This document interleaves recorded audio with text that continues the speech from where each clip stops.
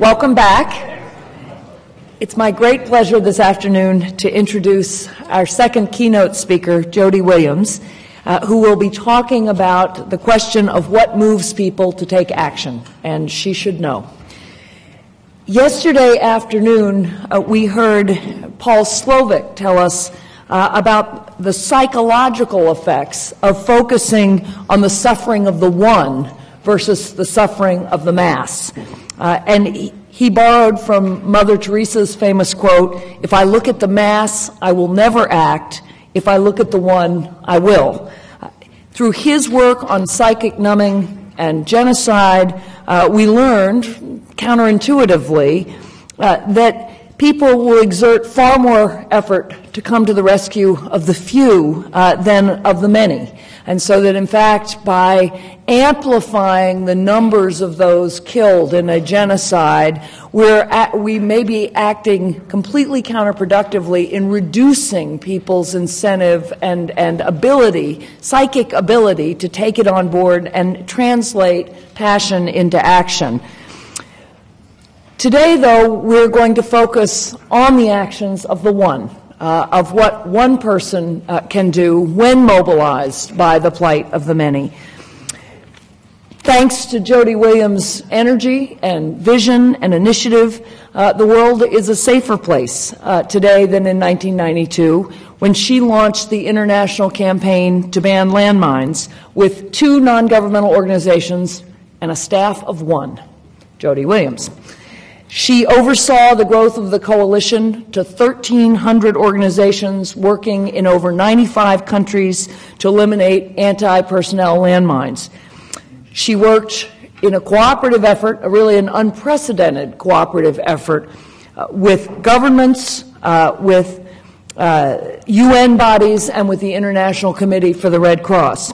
She was the chief strategist and spokesperson for the ICBL, the International Coalition to Ban Landmines, and saw her efforts come to fruition in an international treaty banning anti-personnel landmines in a conference in Oslo in 1997. And I well remember all the press at that point talking about the phenomenon of an international treaty that had actually been conceived of and pushed for largely outside the halls of government. The government was essential in the overall effort, but that's not where the original initiative came from.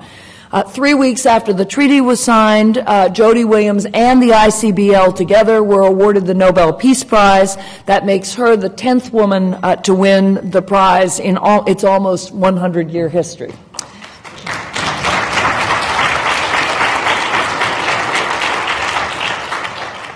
Since February 1998, Jody Williams has been a campaign ambassador for the ICBL.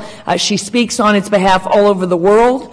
Most recently, she has been the head of mission of the high-level mission dispatched by the UN Human Rights Council to report on the situation in Darfur, and I think we're going to hear about that this afternoon. The mission issued its report just recently, March 7th of this year. She's also a distinguished visiting professor of social work and global justice in the Graduate College of Social Work at the University of Houston. Prior to beginning the ICBL, she worked for 11 years to build awareness about U.S. policy towards Central America. From 1986 to 1992, she developed and directed humanitarian relief projects as the deputy director of the Los Angeles-based Medical Aid for El Salvador. From 1984 to 1986, she coordinated the Nicaragua-Honduras Education Project and led fact-finding delegations to the region. And prior to that, she taught Spanish as well as English as a second language in Mexico, the United Kingdom, and here. Her contributions to human rights and to global security as an organizer, an activist, a teacher, and a writer are true testament to the power of the one to bring about dramatic change in global politics. Please join me in welcoming Jody Williams.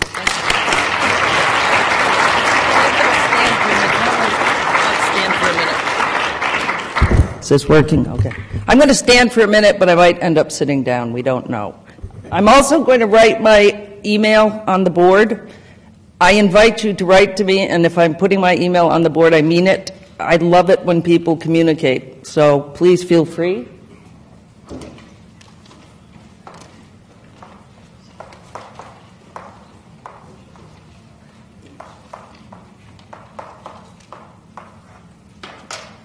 I'm obviously probably also Googleable, but that's easier. Sometimes when I'm introduced, I get confused, wondering who the person is they're talking about. It's really lovely to hear that the power of one and I changed the world by myself. It made Mom and Dad so excited. However, I did not change the world by myself. Yes, I started the campaign. Yes, I was the only staff person. There were 2 organizations, one in the U.S., one in Germany, which allowed us to call it the International Campaign. Very impressive. But had there not been thousands of people around the world who shared the goal of ridding the world of anti-personnel landmines, there would be no mine ban treaty today. So we thank you for the introduction. I'm just the face that is out there representing the campaign. I'm going to talk for a little bit about the campaign. I'm going to try to be sort of brief because I really prefer question and answer. I'm going to talk a little bit about the campaign, and then I am going to talk about the Darfur issue from my perspective as the head of the mission. It was quite a marvelous experience. Read marvelous however you wish. I have a lot of opinions about the UN's Human Rights Council, and you will hear them. I am not known to be a diplomat. I was not running for elected office for a reason. I would never be able to make enough people happy to get a vote. So I do what I do because I don't have to make people happy.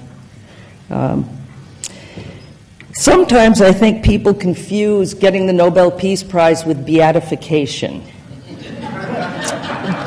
Just because you get the prize does not mean you're suddenly going to be Saint Jody. And I'll tell you, my family gets a kick out of it when people start bowing. I am not a saint. I don't have any pretensions to sainthood. I would not want to be a saint. I like to party. I like a good bottle of wine, sometimes more when I'm in a really bad mood. My husband and I cook. I'm a normal human being who happened to care about the world. That's all it is. There's nothing magical in my view about changing the world.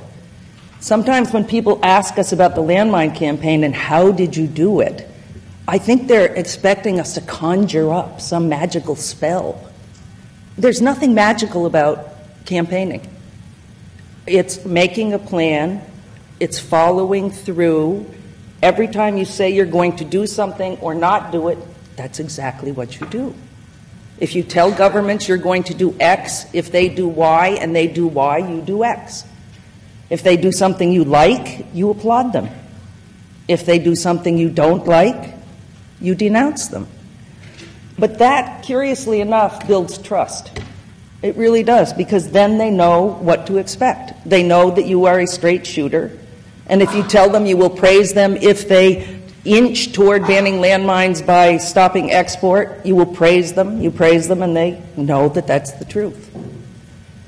And that's what we did in the campaign. Every single time we got together to plan future action. We did not get together to congratulate ourselves on, what we might have accomplished last week or last year. We got together to say, okay, this is where we're at now. These are the challenges that still face us, and what are we going to do now in the current context to deal with those challenges and move forward? The campaign is still doing that today. I don't do it as much now because of my other jobs, including with Sister Laureate Shirin Ebadi from Iran. We co-founded the Nobel Women's Initiative, bringing together 6 of the 7 living women who received the Nobel Prize to use the leverage of the Nobel Prize to help women's organizations around the world trying to stop violence against women. That's a long-term job. We will not be retiring soon. The one woman who cannot be part of our effort, of course, is Aung San Suu Kyi of Burma. She has spent much of the last 17 years in prison or house arrest, where she is now. I happened to meet her in February 2003 before her last arrest.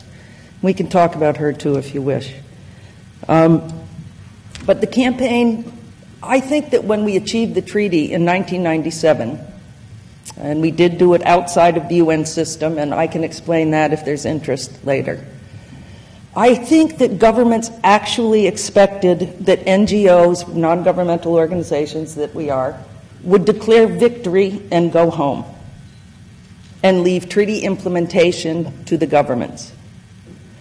I would contend that much to their chagrin, we did not go home, and instead, the day the treaty was successfully gaveled closed, we gave every single delegate in the room our action plan about what the International Campaign to Ban Landmines was going to do in the next phase to bring this treaty into binding international law. We didn't leave them guessing.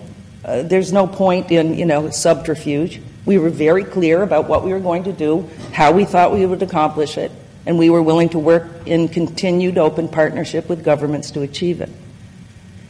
And to this day, we are still there working with governments. As a matter of fact, my husband is in Geneva right now, having been in Montreux, Switzerland, last week working on a new treaty banning cluster bombs, which the U.S. hates, as they didn't like the landmine campaign or its treaty either. But then this coming week, he will be in Geneva, where they're working again on landmines. It goes on and on and on. It's pretty remarkable, I think, that we don't rest on our laurels. It's one of the things that, when I actually sit down and think about what we've accomplished, amazes me. That even when, this is the 10th anniversary of the success of the treaty, 10th anniversary of the successful negotiations, September 18th, 1997 in Oslo. October 10th, the morning after my 47th birthday, was the announcement of the Nobel Prize to myself and the landmine campaign. In December 1997, 122 nations signed that treaty in 2 days. That was one awesome autumn. Honestly, a friend of mine said, "Jody, you've peaked. It's never going to be the same again. It's all downhill from here." I have to admit, it was terrifying to get the Nobel Prize in many ways. I feared that I would never do anything meaningful again, and I would be the footnote. And it would be, wow, she did this really excellent thing on landmines, but we never heard from her again. We made a serious error. But anyway, the campaign continues. It continues working with governments. We try to implement and comply with the treaty through what we call cooperative compliance, not coercion. There's not intrusive verification, to go in and see if the governments are cheating, lying, whatever. It's cooperative. If they don't know how to make the national legislation, the ICRC and our campaign have given them examples of legislation that they have to put in place to make the treaty also part of national law. If they don't know how to do other things in the treaty obligations, the ICRC or our campaign goes and sits with them and helps them do it, because we really want to make sure that the treaty works. One of the things that I worried about most when the treaty was successfully negotiated was that it would not be implemented, that it would be words on paper, that it would not really have an impact on the lives of mine victims around the world. And if that were the case, a feel-good treaty by a bunch of do-gooders who didn't dare do it in the UN, we would undermine international law. At a time when I think international law is more threatened than probably at any time I'm aware of. It's remarkable to me how, I'm going to have to talk about this country, how this country worked for so many years to strengthen international law, to strengthen the UN, worked so many years to create an international criminal court, to suddenly undermine it. I really don't understand. I don't understand the unsigning of treaties. I don't understand how in a multilateral, globalizing world, any country, I don't care who it is, can think that it can go it alone. I don't understand, especially after September 11th, how a country can think that what happens out there, that what they do out there doesn't matter, and how we can think that the foreign policy of our country doesn't matter, because we see it does matter. going a little bit off the landmine thing, because it really irritates me. I remember, of course, like everybody, September 11th. It's my mother's birthday, so that's been forever ruined in our family. And when it happened, the laureates were asked to write an opinion of what the best response would be. And most of us were against a war. There were a couple who supported war. Most of us believed that it was a criminal act. Most of us believed that they should have been pursued. Not the 19 who are dead, obviously, but those who planned. They should be pursued, captured, and brought before the International Criminal Court.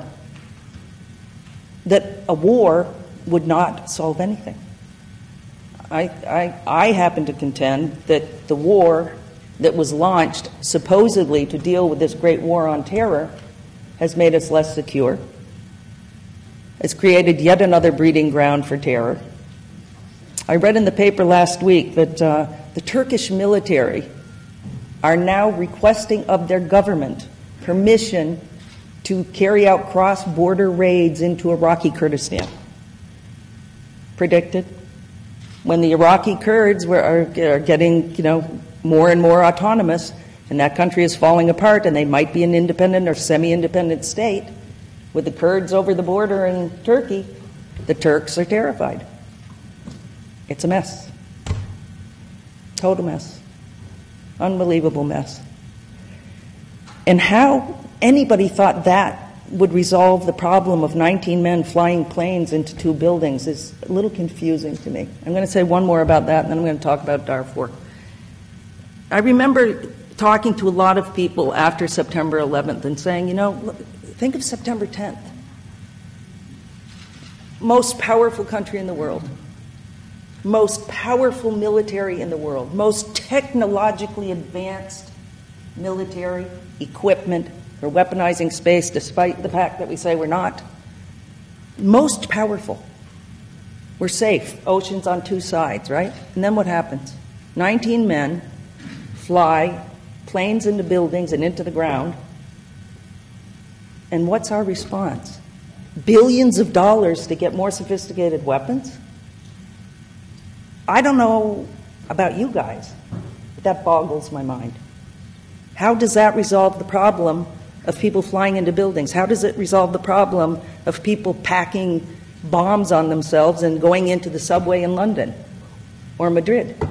Do the sophisticated weapons stop? I think you go after them, you bring them to court, you make an example of them. That's my view. Instead, we have chaos in the world, disintegration in the Middle East. Is my view on that one. Darfur. I was called actually about 10 days before I decided to accept the lovely position of head of the mission of the Darfur investigation for the Human Rights Council. At that time, I happened to be in Nairobi at the World Social Forum with Shirin Ebadi and Liz Bernstein, who is the director of the Nobel Women's Initiative. Liz was the coordinator of the Landmine campaign after myself, and I was able to hire her to run the Nobel Women's Initiative. And I got the call from the Mexican ambassador, De Alba, who was the president of the council until June. And he said, talking to me about the council, and of course I know about the council, new version of the Human Rights Commission, Commission on Human Rights. And he's talking, and I don't know what he's talking. What are you talking to me for? Why are you talking to me? He's talking about these special sessions they have, and I'm thinking that he's probably going to get to Burma, because I've done a lot of work on Burma, Aung San Suu Kyi, supporting democracy. So I think maybe he's heading toward Burma, and he's going to ask me to do something on Burma. Instead, he says, we have this mission to Darfur. Will you be part of it? And I didn't know, honestly, if I would or could. My schedule is pretty full, and I didn't feel like I could really contribute all that much. I'm not a Darfur specialist. And I got off the phone and started talking to Shirin and Liz, and I ended up accepting mostly because of Shirin. Shirin said, even if you don't know anything, even if the Human Rights Council doesn't really do a lot on human rights, we need the voice of civil society as part of it to bear witness as to what we see. And so I did it. And I believe that her advice was true and accurate, and I'm glad I did it, and I would do it again in a heartbeat. Even though it was supposed to be 10 days or so of my time, and it ended up taking up over 6 weeks, solid time. It was worth it. We were not allowed into Darfur, shock, shock. Khartoum is a very good chess master. They had just let another mission in to assess the problem, so they weren't going to let us in. They didn't like some of the people on the mission. There were 5 people plus Dr. Seema Samar, who is the Afghan woman who is the head of the Independent Human Rights Commission in Afghanistan. She's the special rapporteur on human rights in Darfur. They didn't like her. They didn't like me because I'm me and because I'm married to Human Rights Watch. My husband directs the Arms Division. I'm married to Human Rights Watch, the evil Human Rights Watch that they don't allow in to Darfur either. They didn't like one of the professors who was formerly the acting High Commissioner because he actually talked about war crimes and crimes against humanity. So they decided they were not going to give us visas, hoping that by so doing, we would not go, that we would decide that you couldn't do an assessment unless you could go into Darfur to assess. We didn't believe that that was the case. We were assessing the overall situation in the state at the time and then trying to make recommendations to the Human Rights Council as to what it could actually concretely do, action that it could take, because words are lovely, but if you don't do something, they don't matter, unless you're a writer. So we decided we were just going to proceed. We went to Ethiopia, Addis Ababa. We had lots of interviews with people there, including the special representative of the Secretary General in Darfur, who happened to be in Addis when we were there. We had a briefing by the AU mission. We went on to Abeche, Chad, where we met with 4 of the rebel commanders who did not sign, obviously, the Darfur Peace Agreement. We had plenty of information in order to do the report. We talked to refugees in 2 camps, Gaga, which has 13,000, and is the only camp in Chad that is still accepting refugees. Not because the others don't want them necessarily, but because the capacity it's just full. It's a desert. They barely have enough water for the people who lived there before they had 230-some-odd thousand refugees come across the border. So we met in Gaga, and that's 13,000, and then we went to Beijing, which is 30,000 refugees. And we flew over the desert to get to a landing strip 20 minutes from Beijing. And it gave me a completely different perspective of what the villages are like from having driven to Gaga the day before. Ground level, you can see the little mud-sided huts and the beautifully, woven roofs on them. But when you fly over, you get a much better sense of how the villages are structured. 10, 15 families in a village, little huts. Sometimes you can see another village a few kilometers away from the air. If you're on the ground, of course, you couldn't see it. Sometimes it's a teeny village of 2 or 3 huts all by itself, often with fencing made of the thorn tree. Break the branches off the thorn tree and weave them, and they're big thorns, trying to protect the tree from the animals grazing on them. That's what you see. And so that gave me a really different sense of these people living in these villages, because it's just like that on the Darfur side. These people are families. Suddenly the West, after conquering them or whatever they did to them, just drew an arbitrary line in the sand. Families didn't know, they didn't care. So you fly over, and I had no trouble envisioning the Janjaweed and the government troops attacking. I interviewed people in both refugee camps about the attacks. Generally, they come before dawn when people are still sleeping. You wake them up, they're groggy, they're confused, of course, they're terrified. And they come in on camels, horses, surround the village, partially surround the village. Sometimes they will be supported by mechanized vehicles with big machine guns. And if that's the case, it generally used to be the Sudanese troops. Not so much anymore. They're now giving heavier weapons to the Janjaweed. And sometimes they will bomb from the air. And they come into the villages and start shooting at everybody.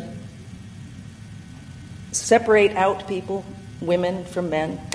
And as many of you might know, rape is a systematic tool of war in Darfur, as it is in Burma, by the way.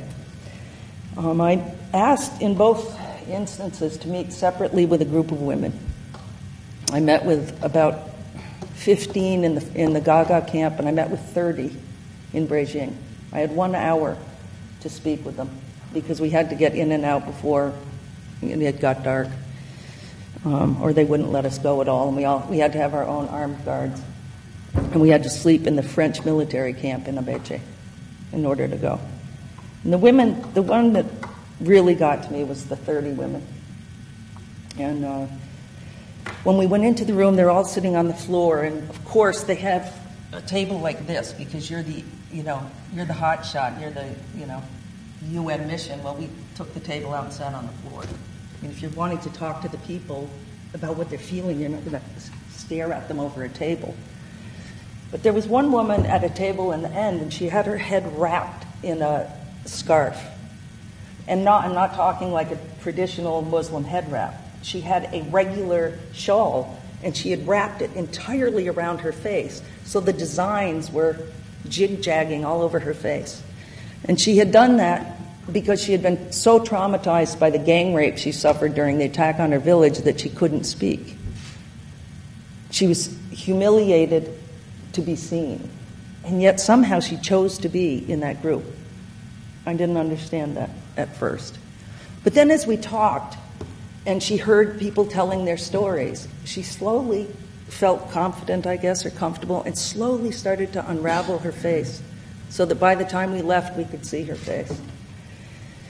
We learned of 7 rapes in the 1 hour we were there to talk with those women.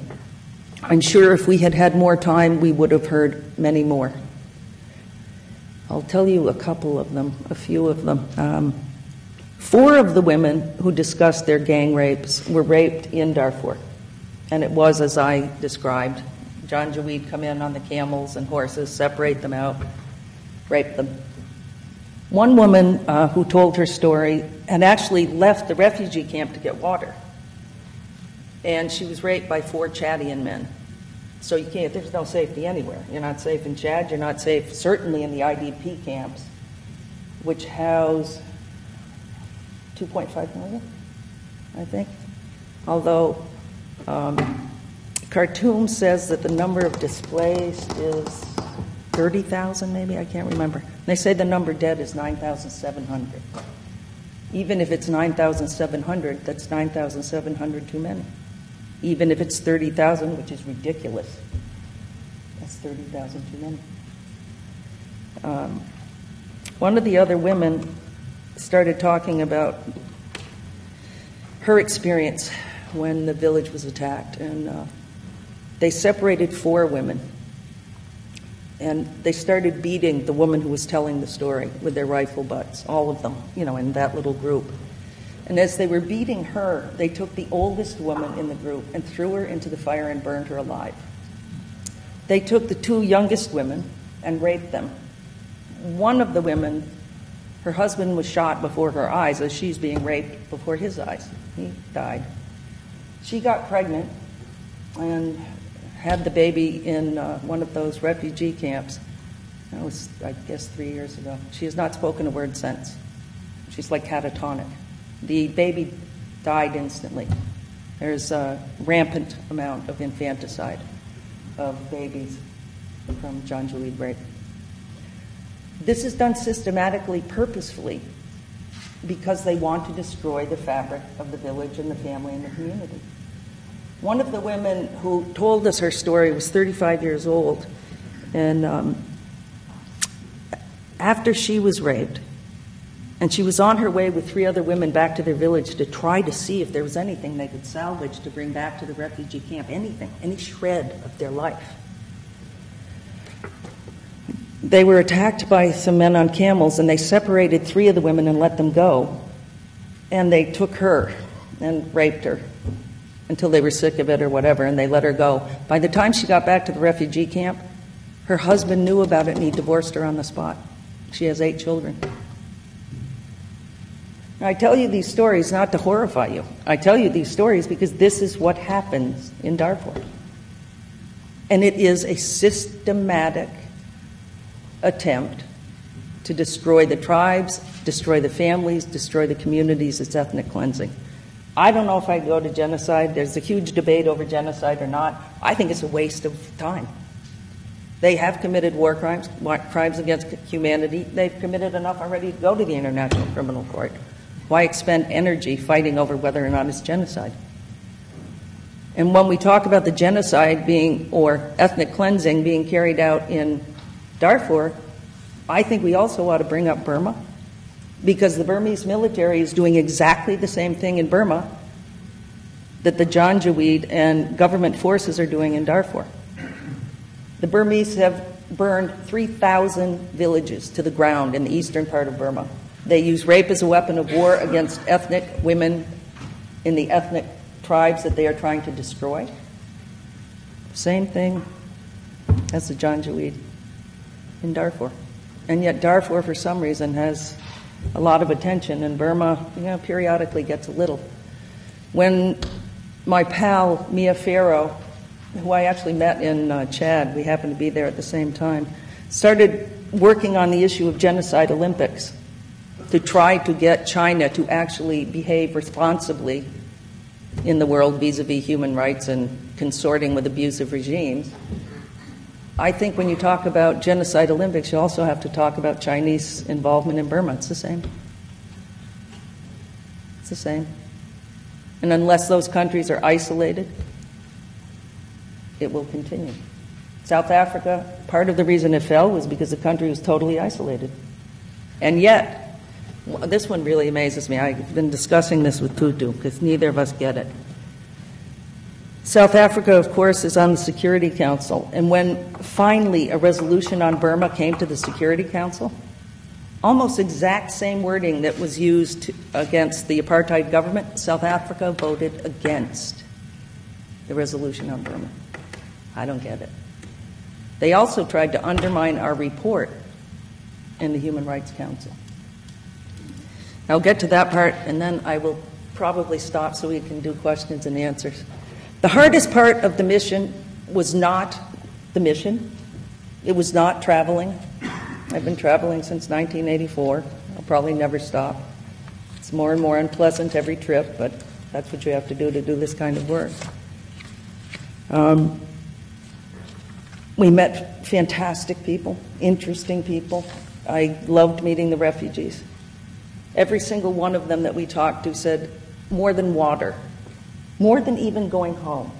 What they wanted was protection and security, protection and security, protection and security. Every single one said that. Protection and security. Where will you get it? UN forces. Not one we talked to believed in the AU anymore. They said the AU needs the UN in to protect the AU.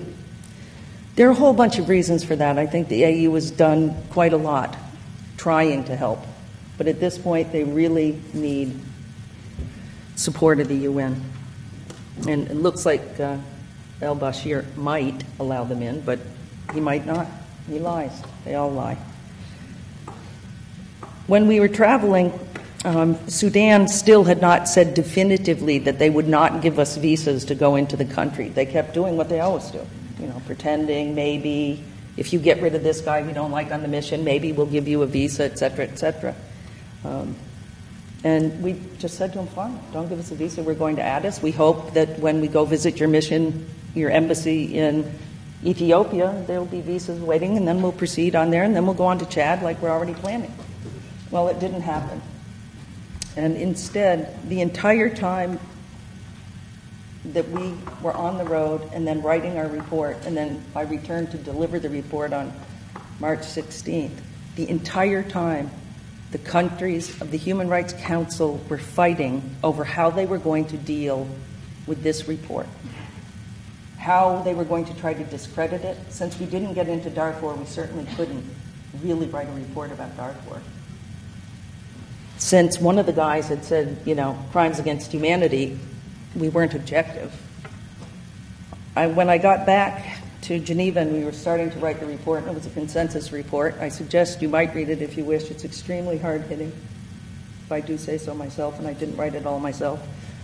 It's a rather fantastic report that I think really helped bring the issue of Darfur again, or helped underscore that the government is responsible in the large part for the crimes against humanity, etc., etc. The rebels are no princelings either, but the overwhelming commitment of crimes against humanity is by the government and its Janjaweed allies.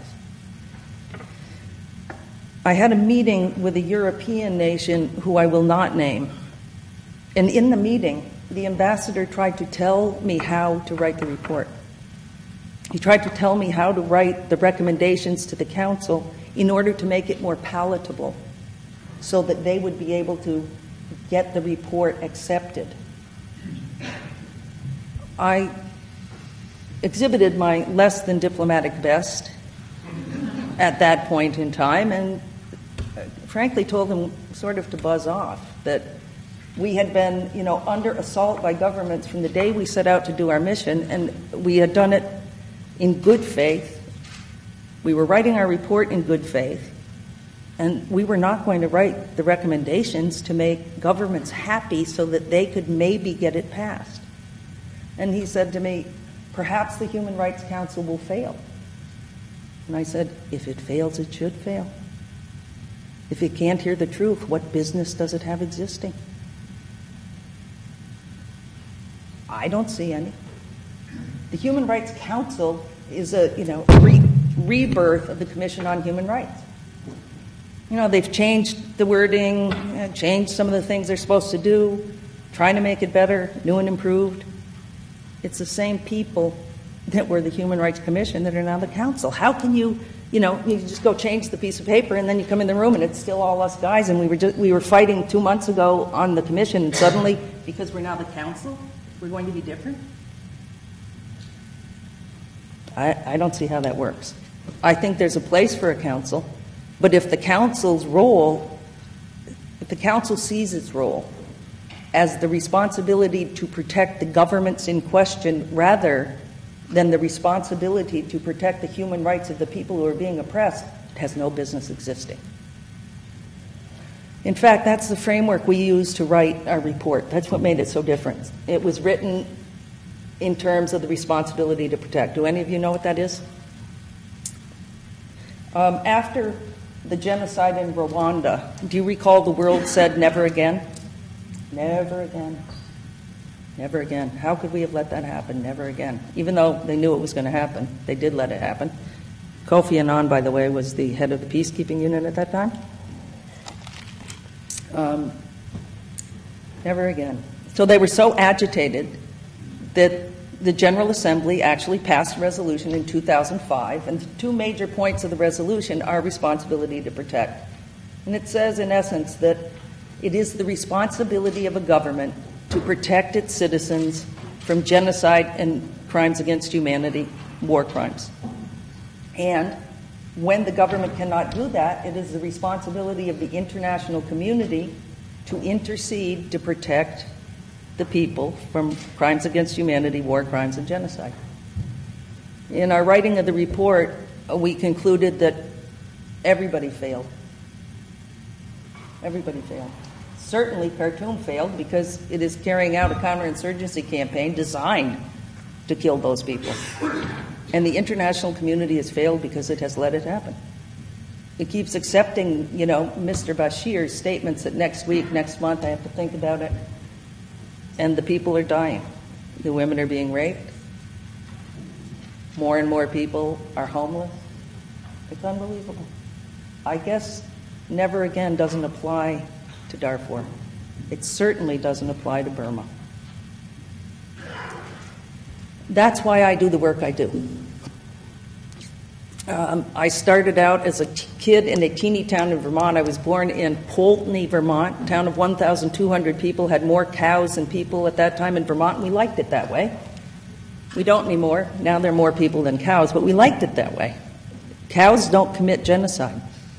You ever notice? They don't attack the other pasture and take it over. They're nice. They moo, they give you milk, they give you cheese. I didn't leave my state till I was 25 years old.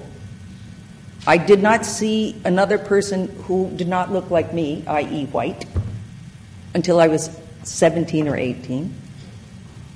I was married at 21, thought my life was over. The rest of my life I was going to live in this little house in the middle of nowhere, Vermont, although it's a beautiful state. But that wasn't enough. I had been in college, University of Vermont, from 68 to 72 during the Vietnam War. It shattered my illusions, my mythologies about what the United States stood for. I think it stands for many things wonderful and true. I think it also stands for foreign policy that puts our country at risk, as well as the rest of the world. But once I graduated, I was confused and didn't know what I was going to do. I floundered. I have 2 other master's degrees, and every time I went back to school, my parents said, "Why don't you be a lawyer so we can explain to our friends what you do?" Instead, I became a peace activist. And it wasn't until 10 years after Vietnam. I was walking down the street in Washington, D.C., and I was handed a leaflet. And do any of you remember mimeographs? They don't have them anymore. Mimeograph, you know the thing, and you'd get the little leaflet and the ink would all come off in your hands. I took the leaflet because I was too embarrassed not to, but I was going to go around the corner and throw it away. And right before I threw, I just looked at it to see what this mimeograph thing was, and it said El Salvador, another Vietnam. And I thought, wait, what are we doing in Central America that we did in Vietnam? So I went to a meeting in the basement of a church, and I listened to a man from El Salvador talk about what was happening to the people of his country, and unfortunately the U.S. was involved, and it was our tax dollars. And so I started passing out those little mimeographed leaflets. This was in February of 1981. And here I am, still, in essence, passing out leaflets some millions of years later. Sometimes I work a lot with young people with an organization called Peace Jam, trying to make them understand there's nothing magical about change. The only magic about change is actually doing something. And I tell them, when I give them my email, don't write to me and tell me you're concerned about global warming, or you're concerned about gender inequality, or you're concerned about Darfur, or you're concerned about... Write to me and tell me what you're doing, and I will be your partner forever. But if you write to me and whine and ask me what you should do about it, don't waste your energy, have a beer, and watch football. Emotion without energy to bring about change, waste of time. Just makes you neurotic, gives you a headache, gives you tension in your nerves. I got knots in my back, and I'm an activist. But if you're not going to do something really, don't waste energy. And don't delude yourself that it takes a whole lot to be an activist. You may not get to be a full-time activist like me. God knows how I ended up here, but here I am. But that does not mean that you cannot find a way to give an hour a month. If an hour a week is too overwhelming, give an hour a month. Give up one of those latte afternoons, you know. Give up a little bit of shopping in the mall or whatever it is you do for fun. 1 hour. Imagine if every person of good faith in my view is someone who doesn't care what their title is. They care every day about what it is they're doing to make a difference in the world. I don't care I'm the Nobel whatever. I mean, it's nice. It made Mom happy. It's opened doors for me. I'm not an idiot. But that isn't what inspires me. What inspires me is that we got the Mine Ban Treaty. What inspires me is today my husband is in Geneva negotiating now a treaty to deal with cluster bombs. What inspires me is that I get to work with other Nobel women to use the prestige of this thing that's under my sheets in my closet. It is.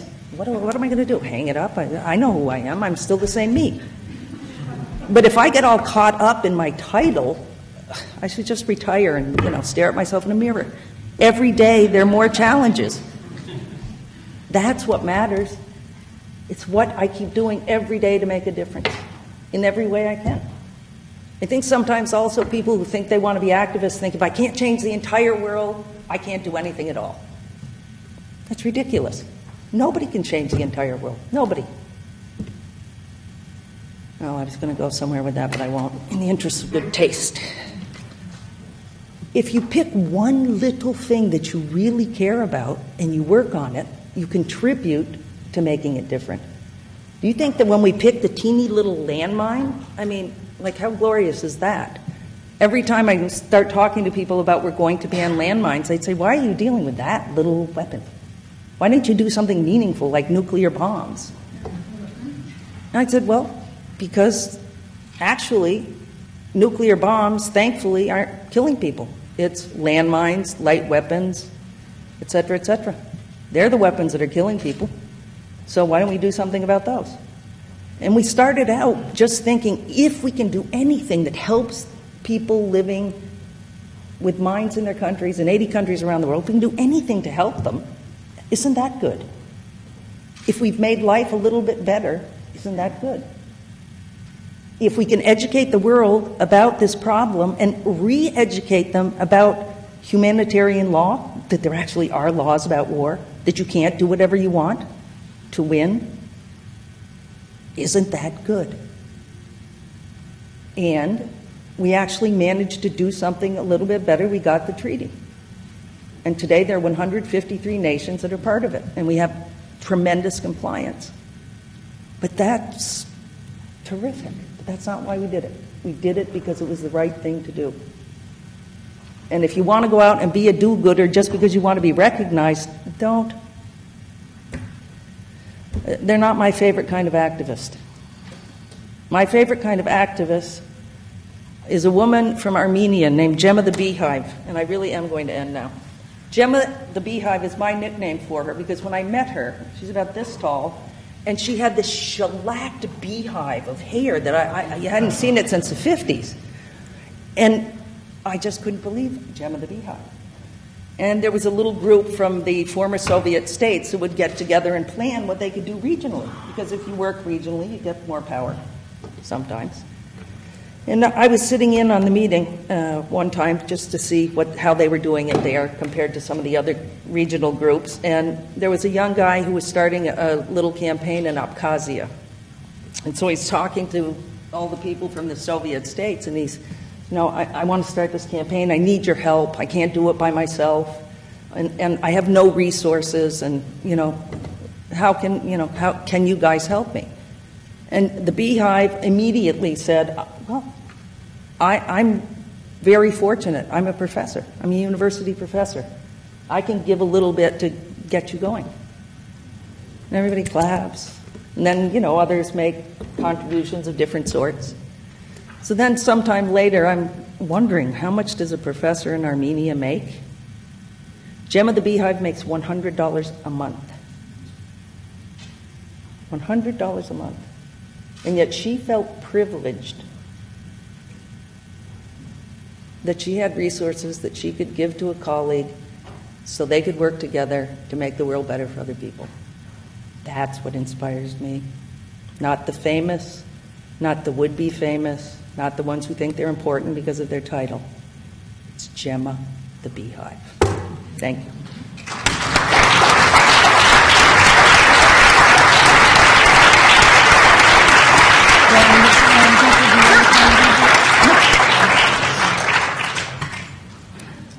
Okay. But you have to call on the lady behind the young woman with the teal. Well, there you go. Because she had a question before and I wouldn't let her ask me because I'd have to say it twice. Now I'm going to change my question.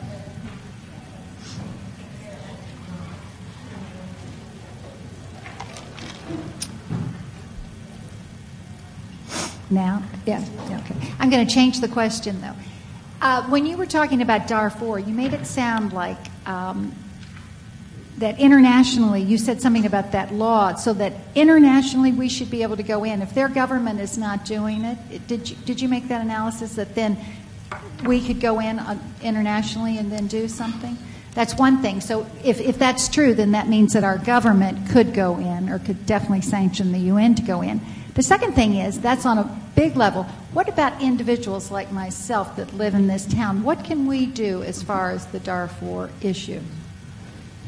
We'll let the lawyer do the exact legalities. But the General Assembly's resolution recognized, and it was passed unanimously by 191 nations, and it was also reaffirmed 2 times in other resolutions, that the responsibility to protect fell upon the state, and when the state could not exercise it, the international community through the United Nations, you couldn't just randomly go in, but through the United Nations, the international community was supposed to deal with the problem, which it is in some ways trying to do, obviously. Even if the other country doesn't want us there. Well, No. it's a little trickier than that. Tricky.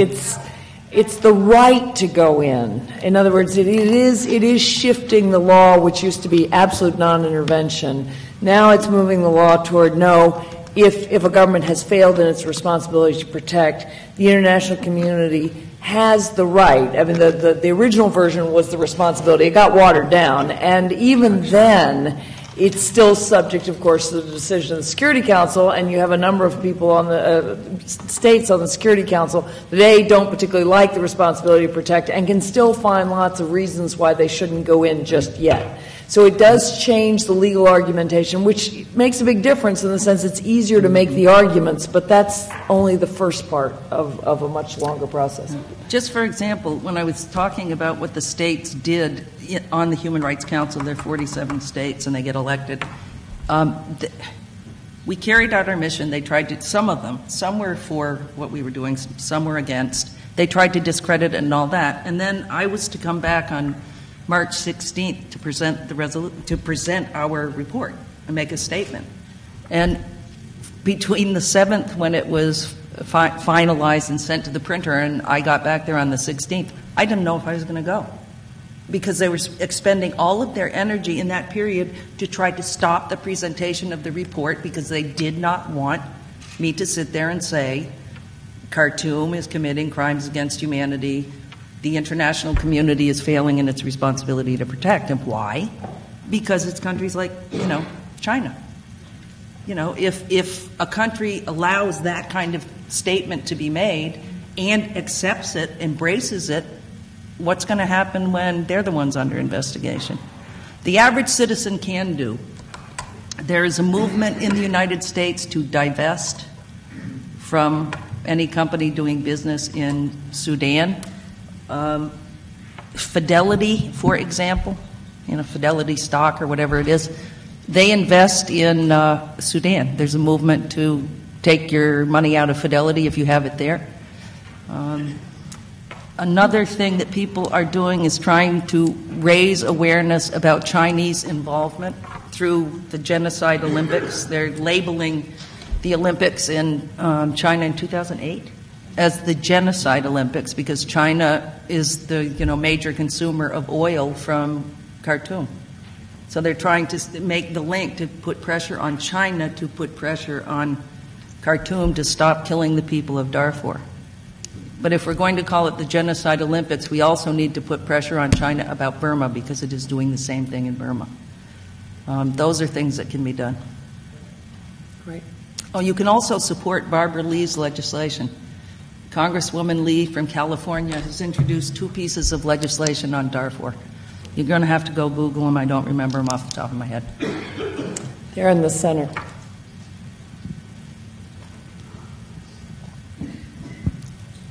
Thank you for the presentation and on all aspects of it. My understanding is that your recommendation is to protect the people and to have the UN presence, which seems to be agreed or not agreed. I don't know. The recent news talked about some agreements. But what about the other issues, the underlying problems? It seems like the UN presence wouldn't either address the insurgency or the counterinsurgency or all of the reasons why there was an insurgency and the problems between the tribes, because I understand now that there's actually 18 separate insurgent groups now, or more or less. So it seems like an extremely complex problem, and I'm not so sure that at least you didn't talk about your solution, so maybe if you could address it in the long run, it'd be helpful. Sudan is extremely complicated in all of its wars. The North-South war that went on for 21 years, they finally had the comprehensive peace agreement. Much of that has not been implemented yet. That has a little bit of an impact on Darfur. The essence of the problem is that anything not Khartoum is marginalized. Darfur in particular has been significantly marginalized because most of the oil is in the south. And surprisingly, the rank and file soldiers of the military of Khartoum are Darfurian. And right before al-Bashir committed his coup in 1989, they had voted for the opposition party to his party. And new elections are coming up, I can't remember when, soon. So there's a whole bunch of issues between Khartoum itself and Darfur. Marginalization, they don't really care about the people there. They want them marginalized because they don't want them as a power base for the opposition.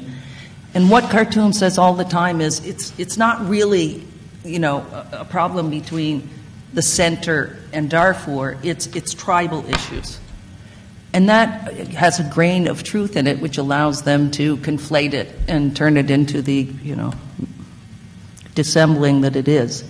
Yes, the region is made up of sedentary people and nomadic people. And historically, the nomads have moved back and forth through the sedentary areas, moving, from water source to water source, but also they were caravans that, traded, carried goods back and forth. And sometimes there would be fighting between the tribes. If somebody stole a woman or a cow or whatever, then there was a tribal system, though, for resolving the issues. They'd sit down, each aggrieved party would talk about what the issue was, and they'd work out some resolution. Over time, this has changed. With the desertification and the expansion of the Sahara, there is less space for that kind of migration, is one big problem. Another problem was with the droughts of the 80s. It exacerbated further the desertification and really started squeezing the land more, and a lot of people moved in from outside, moved into Darfur because there are regions that are semi-fertile compared to other parts of sub-Saharan Africa. So it got extremely complicated. So that when the rebel groups, there were two rebel groups in 2003 that rose up against Khartoum and began attacking primarily first police stations. And it was the Sudanese Liberation Army and JEM, and I can't remember what JEM stands for, J-E-M. And what Khartoum did, they were really shocked at the immediate successes of those two rebel forces, so they armed the Janjaweed. That's when they started really recruiting and arming. They'd always used them off and on when they, had an extreme problem with some tribes or something. They'd send in some Janjaweed troops. But they really started recruiting them, arming them, training them, and sending them in to deal with this problem because they didn't have enough soldiers. They had some, stuck in the south in the 21-year Civil War. And plus, as I said, they were a little concerned about sending Darfurian soldiers to kill Darfurian people. One thing that is often not mentioned, I think, or isn't mentioned enough, is that despite the fact they keep talking about the Arab Janjaweed attacking the African tribes, they're all Muslim. They're all Muslim. All of them. The Arab tribes are Muslim. The African tribes are Muslim. It was an independent Muslim sultanate in the 1800s. And many of them are so intermarried that they really don't know what they are anymore. The primary difference is nomad and sedentary. But now, because of the ongoing fighting in Darfur, because of the arming of the Janjaweed, old tribal issues have gotten conflated.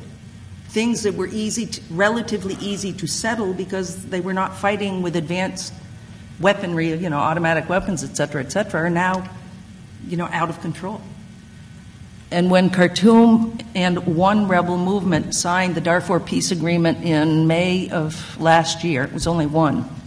It was one faction of the SLA commanded by Mini Manawi, who is now the special advisor to the president, his reward. The others didn't sign. But then it led to chaos, and you're correct. They started fracturing. Last I knew, there were about 13 other groups, fractions of the factions of the factions of the rebel groups, and they're fighting amongst each other they can't get their act together and develop a common platform of negotiations to bring before Khartoum to reopen the Darfur Peace Accord, because they say they will never accept it as it is. They say it was shoved down their throat in the final days when they were very close to agreement. They weren't allowed to, finalize some of the issues that they wanted finalized. Those are the rebels that I met with in Abeche. But as that has happened, just rank criminality is breaking out all over. Sometimes they're rebels by day and criminals by night. And you probably know that foreign workers have been attacked and been raped, which is very unusual. Humanitarian space continues to shrink.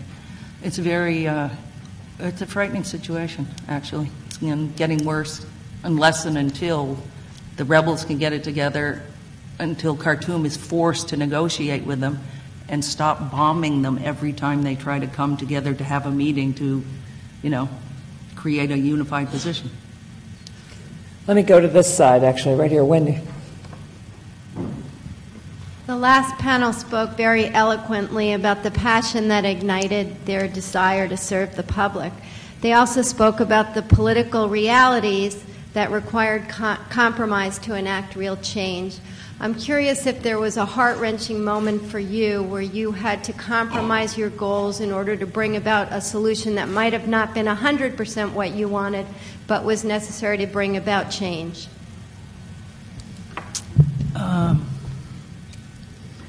Not in the landmine campaign. I still am amazed at how that one happened. That at first we tried negotiating in an existing treaty. It's called the CCW, Convention on Conventional Weapons. There was a very weak part of it that dealt with how to use landmines appropriately. And we tried to get countries to do a review conference and turn it into a complete ban. It didn't happen. But in all of that process of 2.5 years, we were able to use all the meetings to raise awareness, to get countries to take unilateral steps, move forward. And those were the building blocks of the treaty. So in terms of the mine ban treaty, no. When I worked in Central America in the 80s, that was tough work. Very, very, very difficult work. Some of you will remember that that's where Mr. Reagan drew the line against communism in Central America, arguing that the Sandinistas, could end up in Harlingen, Texas, and then take over the U.S. If you've ever been in Nicaragua, there was one functioning elevator in the entire country. Now, how that country was going to take over the U.S., the logic escapes me. But if you did work for the civilian, work in favor of the civilians who were suffering in the wars, you were labeled a communist. Flat out, plain and simple. My office was infiltrated. I have no doubt that my phones were surveilled. I've been attacked since I got the Nobel Prize by a guy who was actually fired from the university when they found out he was an agent, and he had been on our web serve attacking me in the campaign, and whenever I get invited to speak, he'd get in touch with the university and try to get him to disinvite me. So those kind of things, but I think it's I frankly really don't care. Everything I say in public. I think it's a waste of taxpayer dollars to surveil.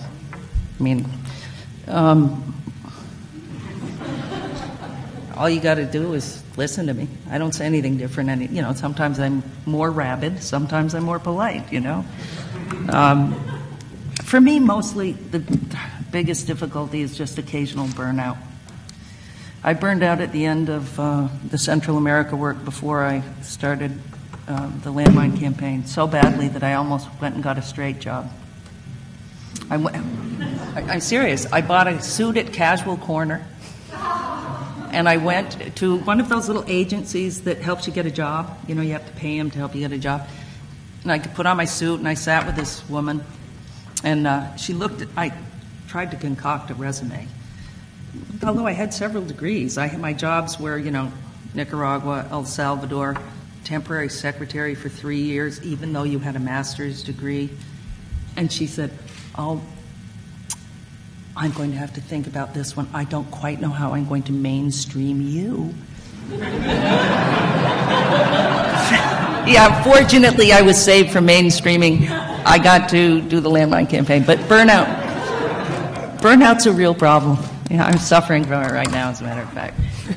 Right here. Here first, and then we'll go to Kate, and then we'll go up to Ben. I commend your work about Landmines Treaty, and I must mention that last fall I was visiting Geneva, and along the lake I saw a photographs exhibition of all those countries where, due to landmines, people had lost their limbs, and it was very moving and heartwarming.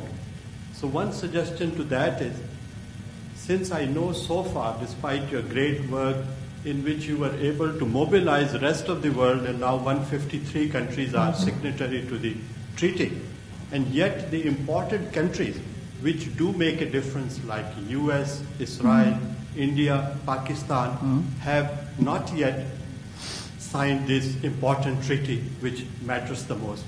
One, can we organize this similar exhibition along the Lake Geneva somewhere in New York or United States to simply raise the awareness of the people of this country?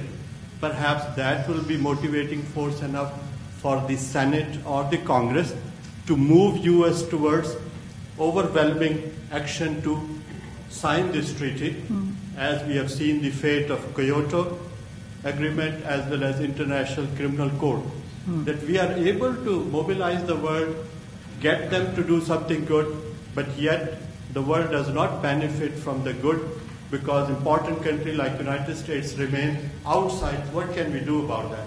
I would beg to differ that the U.S. being outside of the Mine Ban Treaty made a difference. I think that psychologically for some it would have been great if they signed.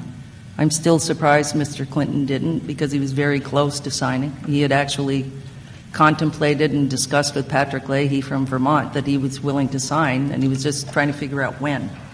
Should I do it now, act as commander-in-chief, order my troops, and they'll do whatever I tell them because that's the nature of our military?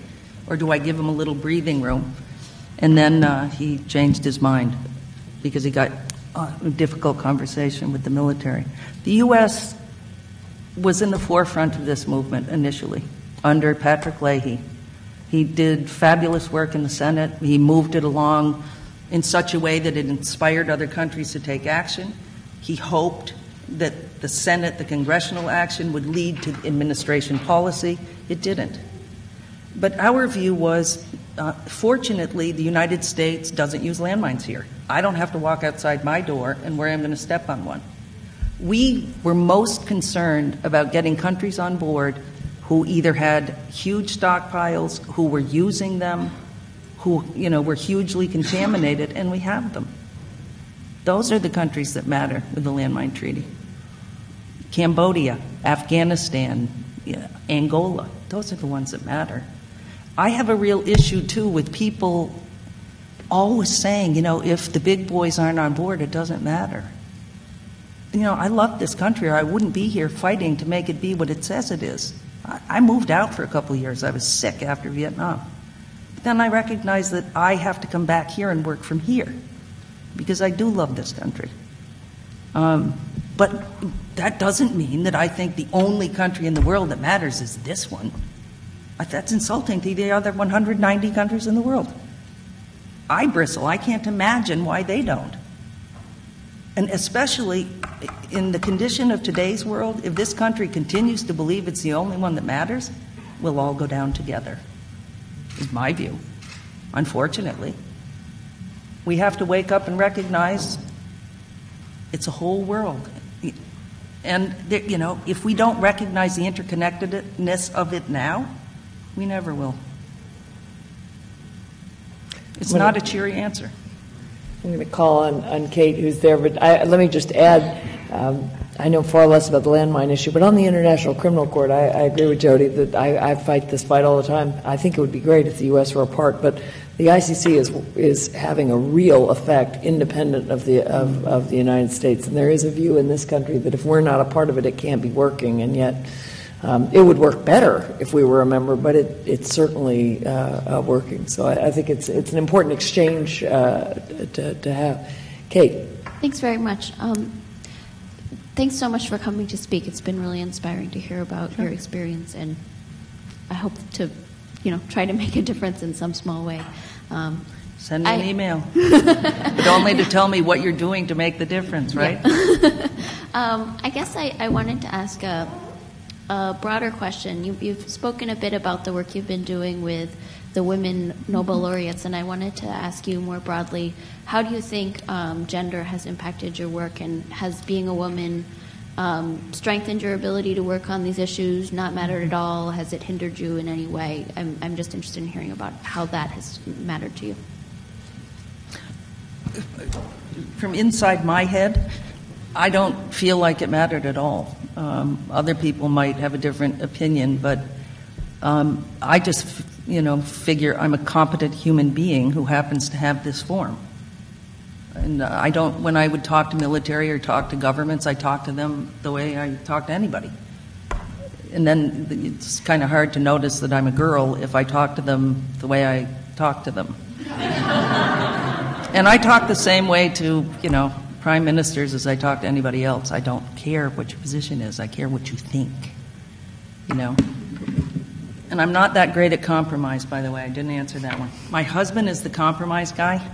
I'm the one that pushes him to the wall, and then he comes in and he says, what she really meant to say was... Bay's up there. I want to go back to that little girl and young woman in Vermont for a minute. The subject of this colloquium is what moves people to take action. And from what you said about her amidst the cows in Vermont, you were not born in perpetual motion activism. So what moved you from that into your first activist activity? Mm-hmm. One could give any number of answers on any given day. Some days I think I was inspired by this, some days I think I was inspired by that. And to tell you the truth, I never thought about it at all until the prize thing, and then everybody kept saying, what made you the way you are? And so some days I make things up just for it to be interesting to myself. My oldest brother was born deaf in 1947. Which is a time where they did not believe that you should learn sign. They wanted to force the deaf into the hearing world. And if any of you have seen Children of a Lesser God, it's that kind of, philosophy. And people, how kids are. Kids are rotten to each other, let's face it. With the rare exception, maybe Mother Teresa. Kids were mean to him because he couldn't talk, because he made strange sounds. And so we grew up trying to defend him because he couldn't talk for himself. And I was actually afraid of authority, a quiet little thing. I would arrive at grade school before they opened the front door, before it was unlocked, because I was afraid I was going to get a tardy mark on my report card. My family joked so much that I should just take the keys from the janitor and save him the task of opening the door, because I'm there first. But then I really think that learning to deal with my brother, because he couldn't talk. It was mostly the talking thing, I guess.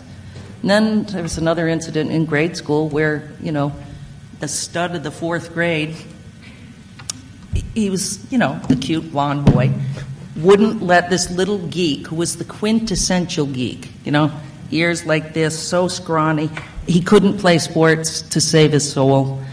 And the studly guy wouldn't let him play kickball. And the kid just, put his head down in shame and backed out, and I shook.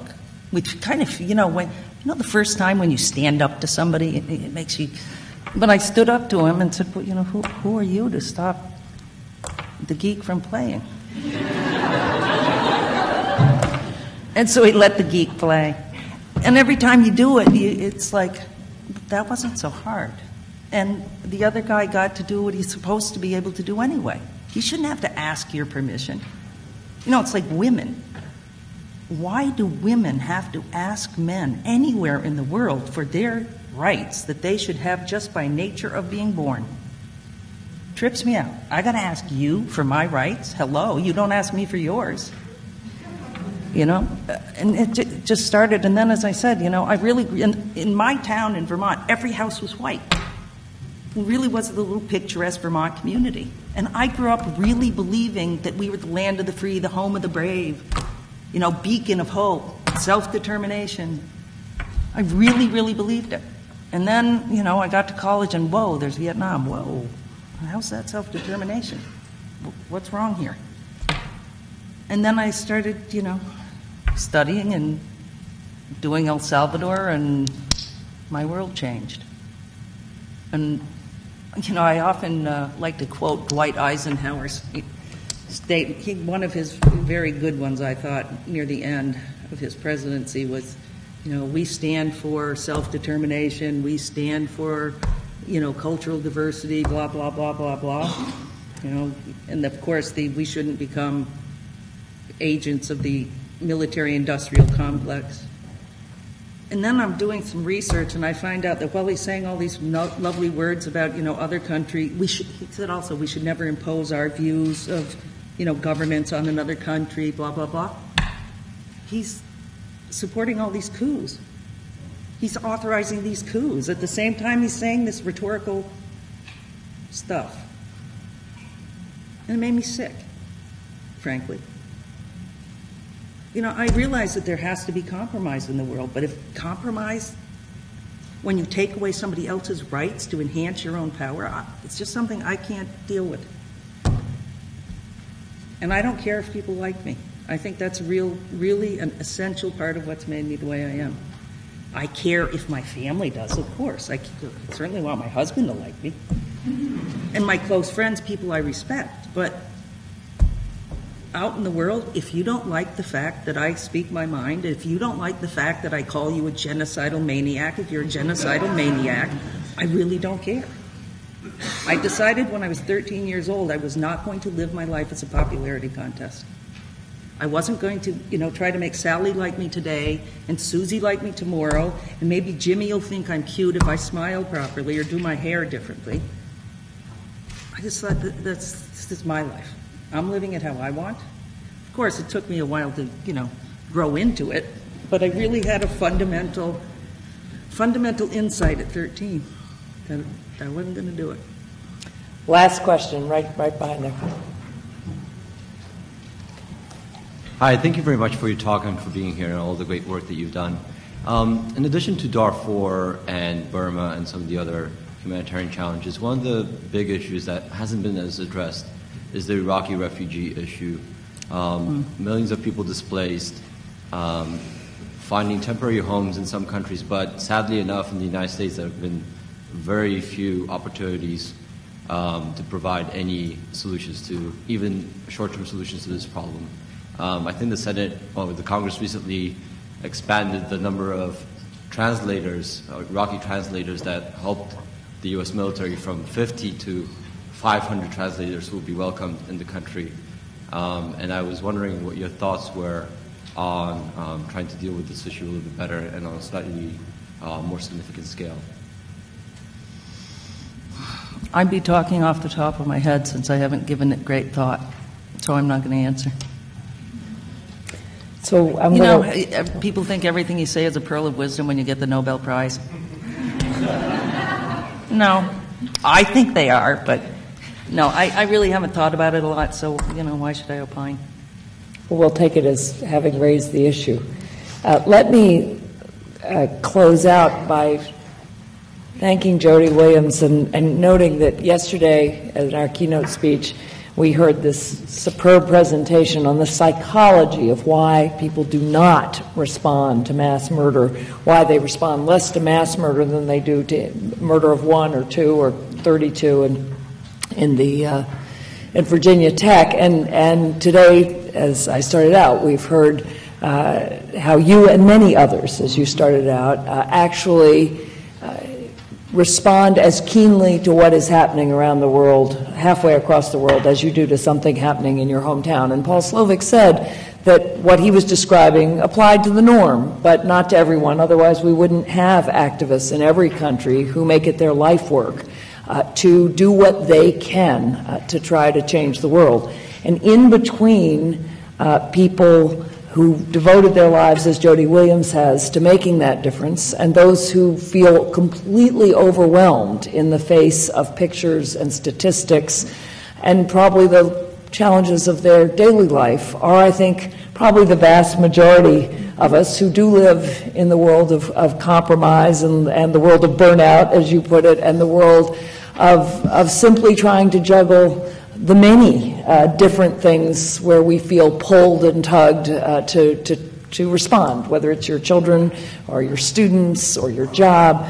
But what I come away from is your truly passionate point about needing to decide what you think is right and then devoting whatever time you have. Maybe it's a day, maybe it's an hour a week, maybe it's an hour a month, maybe it's being part of an email network, but nevertheless knowing that if you're willing to give that amount of time, and as Bob Putnam told us yesterday, if you're willing to mobilize your friends to do likewise, we have the power as a people to change our government and as a nation to help change the world. So I thank you very much. Thank you.